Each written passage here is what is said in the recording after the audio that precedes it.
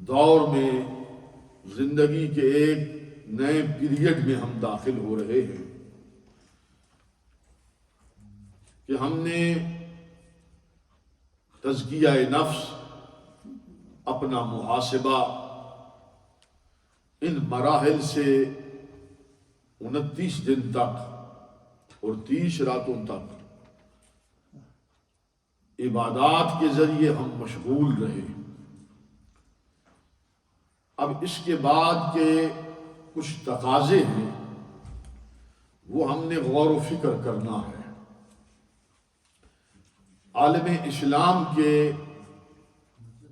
اور بالخصوص امت مسلمہ کے موجودہ حالات کو اگر ہم دیکھیں تو یہ بات افسوس سے ہی صحیح، دکھ اور تکلیف سے ہے، لیکن ہمیں اس حقیقت سے اب آنکھوں کو چرانا نہیں ہے، بلکہ حقیقت کو مان کر ایک لاہ عمل اور اپنی روش کو درست کرنا ہوگا۔ میرے نزدیک موجودہ امت مسلمہ کے حالات جو کسی بھی ذلت، رسوائی، مسکنت سے کم نہیں ہیں، گمبھیر حالات ہیں۔ اس میں امت مسلمہ پٹ رہی ہے۔ اقوام عالم میں ایک رسوائی اور ایک پشیمانگی اور شرمندگی کا احساس ایک بندہ مسلمہ کو ضرور ہوتا ہے۔ بالخصوص غزہ کے اندر جو قتل و غارت ہو رہی ہے اور مسلمان کا خون اتنا سستا ہو گیا ہے، بچے ہیں، بوڑھے ہیں، جوان ہیں، بہنیں، بیٹیاں، عورتیں، سب کو خون میں نہلایا جا رہا ہے۔ ہزارہا جام شہادت نوش کر گئے، 1 لاکھ سے زیادہ لوگ زخمی ہیں، اور پوری اقوام عالم ایک تماشائی ہے۔ میں اس نقطۂ نظر سے ہم دوبارہ سے اگر الف سے اگر ہم شروع کریں تو امت کو جائزہ لینا ہوگا کہ اس زوال کے، اس پستی کے، اس رسوائی کے اسباب کیا ہیں۔ 4 بنیادی سبب ہیں۔ ایک ہے تعلق مع اللہ، اللہ کے ساتھ جو ہمارا تعلق ہے اس میں ضعف ہے، کمزوری ہے۔ دوسرا ہے قرآن مجید کے ساتھ ہمارا بعد، یعنی دوری۔ قرآن جو زندہ جاوید کتاب ہے وہ ہماری زندگی، عملی زندگیوں سے دور ہو چکی ہے اور ہم اس سے دور ہیں۔ نمبر 3، سنت رسول اللہ صلی اللہ علیہ وسلم سے عملاً ہم نے منہ پھیر لیا ہے۔ اور نمبر 4، تفریق و تقسیم بین المسلمین، مسلمانوں کے درمیان تفرقہ اور تقسیم۔ یہ 4 بنیادی اسباب ہیں۔ یقیناً اس کے سیاسی، اخلاقی، سماجی، تاریخی بہت سے اور بھی اسباب ہیں اور ہو سکتے ہیں۔ فلاسفہ، اسلامی مفکرین مجھ سے بہت زیادہ اچھی طریقے سے اس پر نگاہ رکھتے ہیں، لیکن بنیادی جو 4 چیزیں میں نے عرض کی ہیں، کسی بھی مفکر کو اس سے انکار نہیں ہے۔ یہ بنیادی چیزیں ہیں۔ تعلق مع اللہ، اللہ کے ساتھ تعلق میں ضعف و کمزوری، قرآن کریم سے دوری، سنت رسول کریم سے اعراض، منہ پھیرنا، اور تفرقہ، تفریق و تقسیم بین المسلمین، یہ 4 بنیادی چیزیں ہیں۔ اگر ہم غور و فکر کر لیں آسانی کے ساتھ ہمیں اس ساری تمہید کو ہم سمجھ پائیں گے کہ ہر سال میں نے جو نوٹ کیا ہے ماہ رمضان المبارک میں خاص طور پر، اگر آپ بھی غور فرمائیں تو کبھی رمضان المبارک ہمارے لیے ایسا آتا ہے کہ برما میں ظلم و ستم ہمارے سامنے ہوتا ہے، کبھی کشمیر کی وادیاں سلگ رہی ہوتی ہیں، کبھی فلسطین جل رہا ہوتا ہے، کبھی عراق تباہ و برباد ہو رہا ہوتا ہے، کبھی لیبیا مٹ رہا ہوتا ہے، کبھی ہمارے اپنے وطن میں زلزلوں سے تباہی پھرتی ہے، کبھی سیلاب آتے ہیں۔ یہ ہر سال ہم نوٹ کرتے ہیں، اور ہمارے عطریات کی ترجیحات بھی یہی ہوتی ہیں کہ اس سال ہم نے اب سارے رخ جو ہم ادھر کر دیتے ہیں، اور یہ ظاہری بات ہے کہ ایک عقلاً مجبوری ہے، عقلاً مجبوری ہے۔ انسان کیسے دیکھ سکتا ہے کہ غزہ میں بچے بھوک سے مر رہے ہوں، تڑپ رہے ہیں؟ آپ کو یاد ہوگا برما میں مسلمانوں کی بستیوں کو جلا دیا گیا تھا، ان کی ویڈیو آئی تھی، پوری کی پوری بستیاں زندہ جلا دی گئی۔ بنگلہ دیش کے بارڈر میں وہ بھاگ دوڑ کر پہنچے اور ان مسلمانوں نے نہیں، ان کے لیے بارڈر بند کر دیا۔ یہ سارے مشاہد، ابھی ہم چند سال پہلے تک میں خود شریک رہا، ہم یہی روتے رہے کہ کشمیر کو لاک ڈاؤن کر دیا گیا، آج 90 دن گزر گئے، آج 100 دن گزر گئے، آج اتنے دن گزر گئے، یہ ہم مشاہدہ کرتے رہے۔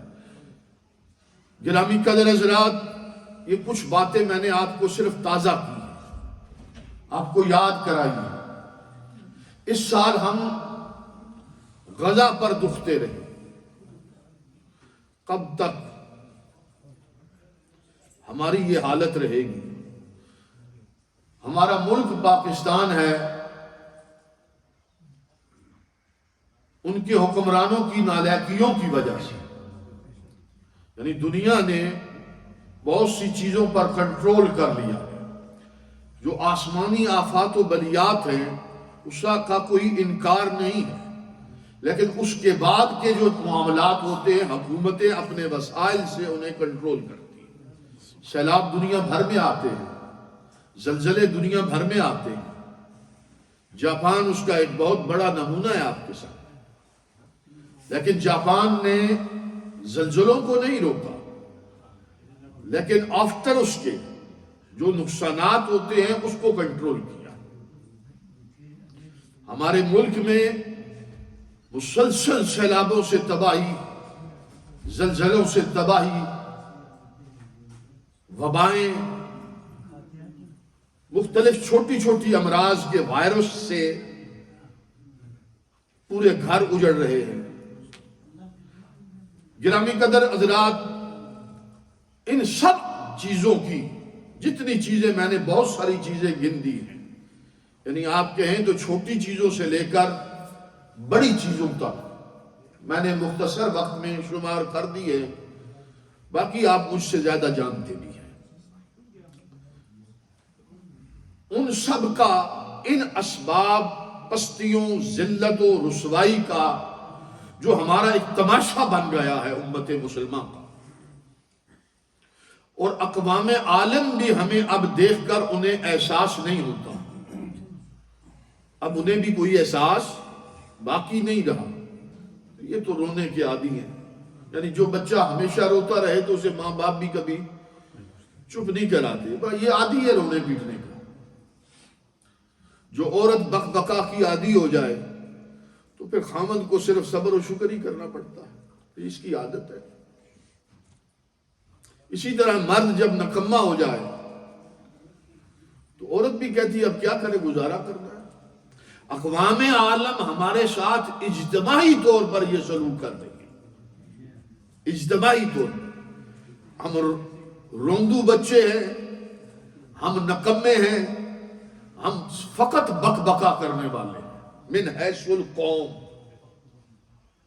اس لیے اب اقوام عالم ہمیں ہمارے حال پر چھوڑ چکی.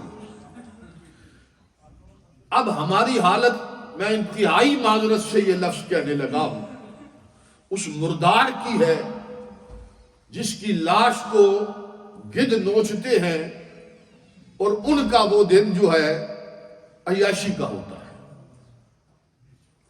ایک مرداروں کی جماعت کو گدھوں کی جماعت کھا رہی ہے. یہ ہے اقوام عالم میں امت مسلمہ کی حالت. اب آپ کو میں دوبارہ اس طرف لانا چاہتا ہوں جسے میں 2 دفعہ عرض کر چکا ہوں، اب تیسری دفعہ عرض کرنے لگا. اور اس ہی پر انشاءاللہ شوال المکرم کے ہمارے جمعے ہوں گے. یہ آئندہ جمعات المبارک کی جو گفتگو ہے اس ہی عنوان پر آج صرف تمہید عرض کر رہا ہوں اور بنیاد رکھ رہا ہوں. اس کے اسباب بہت سارے ہیں، یہاں تک کہ گزشتہ 60-70 سالوں میں اردو لٹریچر میں بہت سے محققین اور مفکرین کے لیکچر جو چھپے ہیں، کتابوں کی شکل میں موجود ہیں، وہ میرے مطالعے میں امت مسلمہ کے زوال کے اسباب اس عنوان سے بہت سی کتابیں ہیں. ان سب کو میں نے مکمل تو نہ صحیح لیکن بہت سے بڑے لوگوں کے لٹریچر کو میں نے پڑھا اور میں یہاں اس نتیجے پر پہنچا ہوں ایک لمبی فہرست میں سے. آپ جانتے ہیں کہ گزشتہ صدی کے اوائل میں اس کا ہوکہ، اس کی صدا، اس کا ماتم سب سے زیادہ جس نے کیا ہے وہ علامہ محمد اقبال ہے. اس کی ساری شاعری کا محور و مرکز مسلم کی بیداری تھی. اسے جگانا تھا، اسے بتانا تھا کہ یہ قافلہ کب لٹا، کیسے لٹا، کس نے لوٹا. اس نے شکوہ کیا، پھر جواب شکوہ میں ساری بات کو کھول کے رکھ دیا. اور بہت سے محققین، ابو الحسن علی ندوی بہت بڑا مفکر، وہ کہ ہمارے مکتب کا نہیں ہے، بہت سے فروعی اختلافات بھی ہیں، لیکن اس سے انکار نہیں ہے کہ وہ اپنے وقت کا ایک مفکر، امت مسلمہ کا درد رکھنے والا. میری ان سے ملاقات بھی ہے لکھنؤ کے اندر، میں نے انہیں ملا بھی. اپریل 1998 میں، اور 1 مہینے کے بعد وہ فوت ہو گئے تھے مئی میں. گرامی قدر حضرات، حاصل کلام و نچوڑ یہ نکلا ہے. سے 12 عرض کرنے لگا ہوں، اسے توجہ سے شروع کریں گے ہم. تعلق مع اللہ، اللہ سے ہمارا تعلق ضعف، کمزوری کی نظر ہو گیا. قرآن سے بہت دوری ہو چکی ہے. سنت رسول کریم صلی اللہ علیہ وسلم سے اعراض، منہ پھیر چکے ہیں. مسلمانوں کے باہم تفرقہ اور تقسیم ہو چکی ہے. یہ 4 چیزیں، یہ 12 میں نے عرض کی. تعلق معلّہ سے ہم نے گفتگو کرنی ہے کہ ہماری لائف میں، پریکٹیکل زندگی میں، عملی زندگی میں ایک، اور ہماری فکری اور نظری یعنی عقیدے میں، دونوں جگہ پر تعلق باللہ میں ضعف ہے، اعتقادی طور پر، نظری طور پر، فکری طور پر تعلق باللہ، اپنے رب سے ربط، اپنے رب سے تعلق وہ کمزور ہو چکا ہے، بہت زیادہ، اتنا کمزور ہو چکا ہے کہ یہ لفظ کہتے ہوئے درد ہوتا ہے کہ وہ محض ایک رسم ہے، رسمن اللہ اکبر، رسمن انشاء اللہ، رسمن ماشاء اللہ، رسمن نماز، رسمن عبادات، یہ رسم ہے، یہ میں بہت درد اور تکلیف سے کہہ رہا ہوں۔ ہمیں احساس نہیں کہ جب ہم نے کہا اللہ اکبر، یہ ایک عقیدہ ہے، یہ ایک نظریہ ہے، جب ہم نے تسلیم کر لیا کہ اللہ ہی سب سے بڑا ہے عقیدے کے طور پر، تو اب عمل میں بھی یہ آنا ہوگا، اللہ سے کسی کو بڑا ہم نہیں سمجھیں گے۔ جب قولاً کہہ دیا، قول سے دل اس کی تصدیق کر رہا ہو، نظریہ درست ہو جائے، تو پھر عمل کی صورت میں وہ ثمرات میں ہمارے سامنے آئے گا۔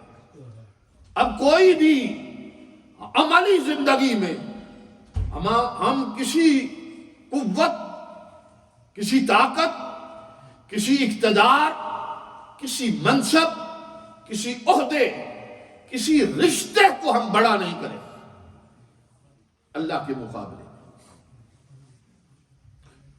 لا حول ولا قوت الا باللہ، ہم پڑھتے ہیں، یہ ہم پڑھتے ہیں، لیکن فقط پڑھتے ہیں، الا باللہ ہم یہ کہتے ہیں، لا حول ولا قوت، لیکن بہت ساری قوتیں ایسی ہیں کہ جن کے سامنے ہم سرنگوں ہیں، بہت سارے طاقت والے ایسے ہیں جن کے سامنے ہماری زبان گونگ ہے۔ عملی زندگی میں یہ نظری، فکری، اعتقادی طور پر کمزوری ہے، اور پھر اس کا نتیجہ کمپرومائز ہے، اعتقادات میں، رشتوں میں، لوگوں کے ساتھ معاملات میں۔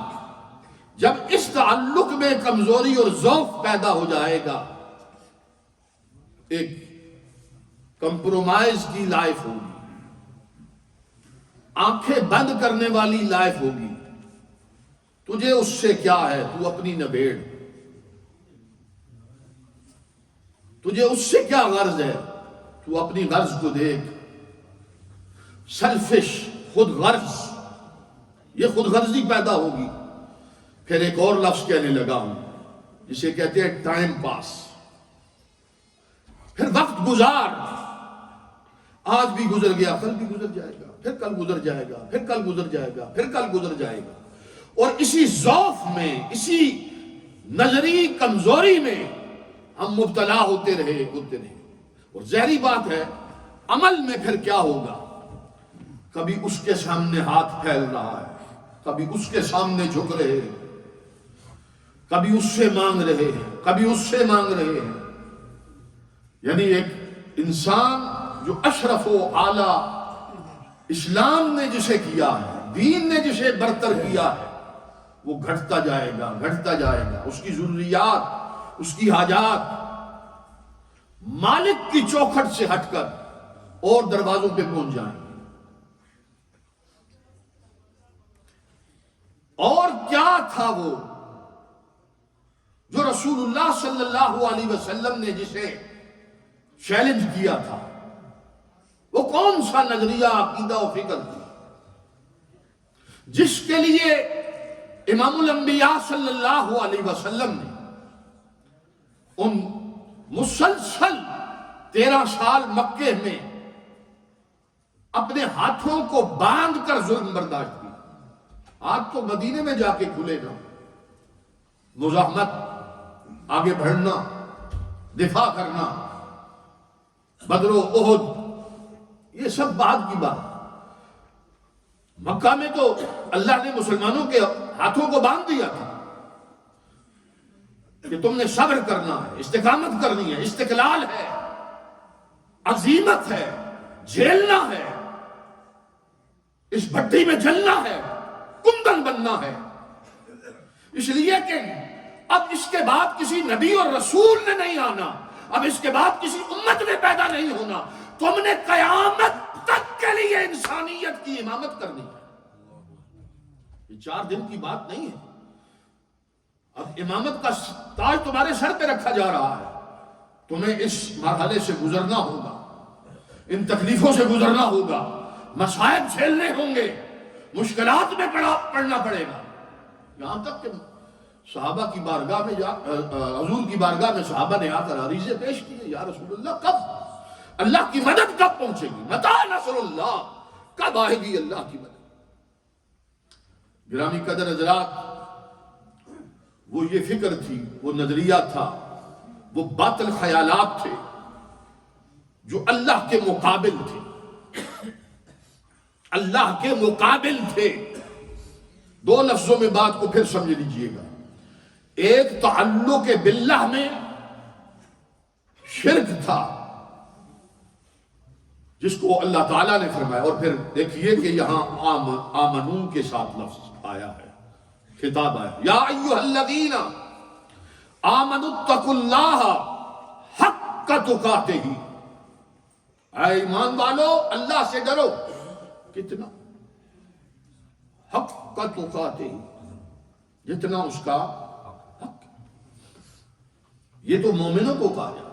اب جہاں میں آپ کو روک رہا ہوں، وہ معاشرہ، وہ سوسائٹی جس میں دعوت پیش کی گئی تھی، وہ اس تعلق باللہ سے اس قدر ناآشنا ہو چکے تھے، اس قدر دور ہو چکے تھے، اس قدر دور ہو چکے تھے کہ انہوں نے خدا کے مقابلے میں اپنے فہم کے مطابق بنائی ہوئی قوتوں کے سامنے ماتھے ٹیک دیے. وہاں سے رسول اللہ نے انہیں کھڑا کیا، ادھر سے اٹھایا، بت قدوں سے اٹھایا، اٹھا کر رب ذوالجلال کی بارگاہ میں انہیں جھکا دیا. انسانوں کی غلامی سے نکالا. انسان نے انسان کو جکڑ لیا تھا، اٹھا لیا. کہا ہر پیدا ہونے والا بچہ آزاد ہے، اس کی ماں نے اسے آزاد جنا. کسی گورے کو کسی کالے پر، کسی کالے کو گورے پر، سرخ کو سفید پر، سفید کو سرخ پر، عربی کو عجمی پر، عجمی کو عربی پر کوئی فضیلت حاصل و برتری حاصل نہیں ہے اللہ کہ وہ اللہ سے ڈرنے والا متقی. یہ بلندی عطا فرمائی. اور دوسری چیز کیا دی؟ دوسری چیز غور طلب ہے. ایک تو تعلق باللہ قائم کیا، اور دوسری شے مخلوق کے اندر عدل قائم کیا، انصاف قائم کیا. ہر ایک کے جو حقوق ہیں، اس کا بنیادی حق ہے، ماں کا ایک حق ہے. وہ ہمیں بتایا، سمجھایا کہ ماں کا یہ حق ہے. عقلاً بتایا، عملاً بتایا، عقلاً بتایا. سورہ لقمان میں آپ نے میرے دروس میں یہ سن رکھا، سمجھایا کہ یہ ماں ہے، یہ تمہیں فحملتہ، وہ تمہیں اٹھاتی ہے پیٹ میں. وہنن علی وہنن، ایک تکلیف دوسری تکلیف. باپ مشقتیں اٹھاتا ہے، وہ کیسے دکھ تکلیف برداشت کرتا ہے. بلکہ میں اگر کہوں ماں مر جاتی ہے، نانی خالہ پھر زندہ ہو جاتی ہے. ماں مر جائے تو بچوں کے پاس نانیاں آ جاتی ہیں، خالائیں آ جاتی ہیں. باپ مر جائے تو ساتھ چاچے تائے بھی مر جاتے ہیں. باپ اکیلا نہیں مرتا، دوسرے رشتے بھی مر جاتے ہیں. اسی لیے یتیم کا دکھ بہت زیادہ. یتیمی کا جو ایکسپیرینس ہے نا یہ بہت تکلیف دہ ہے. اسی لیے قرآن کے معاملات کے موضوع میں سب سے زیادہ بات یتیم پر کی گئی. معاملات حقوق ہے، ہر ایک کا حق. معاملات میں رسول اللہ نے، دین نے، اللہ نے مخلوق کا ہر ایک کا حق انہیں مکمل سمجھا دیا. مکمل. یہاں ہم گفتگو کو پہلے لیول پر ختم کر رہے ہیں. اس پر معاون کے طور پر میں نے مسلم شریف کی ایک طویل حدیث آج پڑھنا چاہتا تھا، لیکن وہ اگلے جمعے پڑھوں گا. میں امید کرتا ہوں، میں نے شروع میں حدیث پڑھ دینی ہے اگلے جمعے خطبے میں، تو آپ تھوڑا وقت پر تشریف لائیں تاکہ یہ سلسلہ جو ہے وہ تربیت کا، لرننگ کا، یہ تاکہ ہمیں کچھ حاصل وصول بھی ہو. صرف رسم کے طور پر جمعہ نہ پڑھیں. میں صحیح طور پر آپ کو کہہ رہا ہوں. میں نے جتنی گفتگو کی اس میں کوئی شک نہیں کہ بڑی فلسفیانہ ہے. عالم اسلام کی حالات میں نے آپ کے سامنے رکھ دی ہیں، لیکن اب اس کو سمجھنے کی کوشش کر رہی ہے.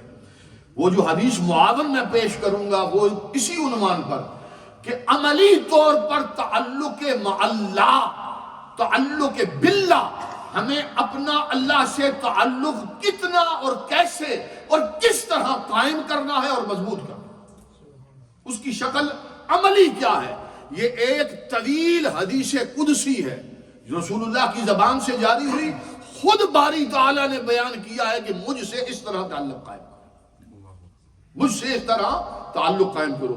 میں تمام دوستوں سے گزارش کروں گا، دوست اب آپ صفوں کو مکمل کر کے سنت ادا فرمائیں.